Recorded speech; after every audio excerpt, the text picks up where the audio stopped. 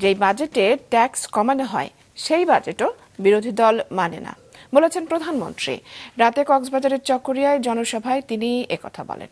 গণতন্ত্রের যাত্রায় কেউ যেন বাধাগ্রস্ত করতে না পারে সেজন্য সবাইকে সজাগ থাকার আহ্বান জানান প্রধানমন্ত্রী। কক্সবাজার থেকে হাসনাইন তানভীরের প্রতিবেদন। আজ গণতন্ত্রের সূচনা করেছে। রাতে কক্সবাজারের চকরিয়া পৌর বাস টার্মিনাল এলাকার জনসভায় যোগ দেন প্রধানমন্ত্রী তারেক রহমান।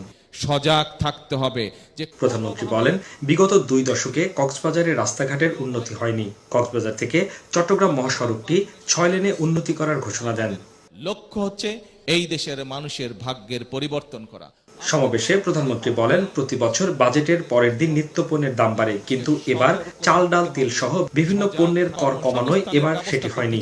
এই বাজেট পর্যায়ক্রমিকভাবে বাস্তবায়ন করার মাধ্যমে আমরা বাংলাদেশকে একটি শিল্পের দেশ হিসেবে গড়ে তুলতে চাই।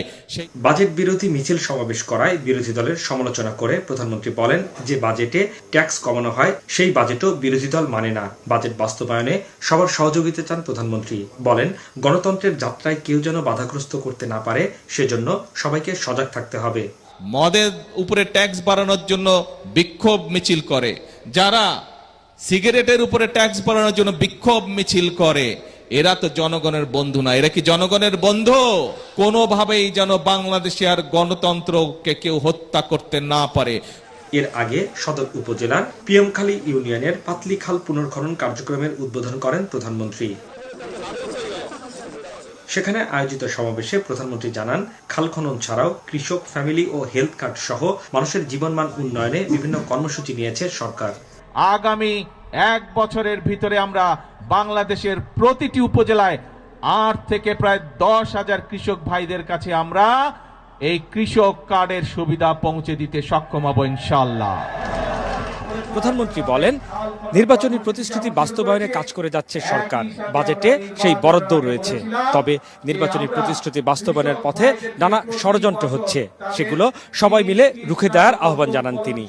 জেলার মালুমঘাট সংরক্ষিত বনে বৃক্ষরোপণের মাধ্যমে দেশব্যাপী 25 কোটি বৃক্ষরোপণ কর্মসূচির উদ্বোধন করেন প্রধানমন্ত্রী। জুলাই গণ অভ্যুত্থানে শহীদ ওয়াসিমের কবর জিয়ারত করেন প্রধানমন্ত্রী। এ সময় তিনি ওয়াসিমের পরিবারের সদস্যদের হাতে আর্থিক সহায়তা তুলে দেন। নবগঠিত পেকুয়া পৌরসভার ভিত্তিপ্রস্তর স্থাপন করেন প্রধানমন্ত্রী। এছাড়া নতুন মাতামুহুরী উপজেলার অবকাঠামোগত কাজের ভিত্তিপ্রস্তর স্থাপন করেন প্রধানমন্ত্রী তারেক রহমান। হাসনাইন তানভীর, মাছরাঙা সংবাদ, কক্সবাজার।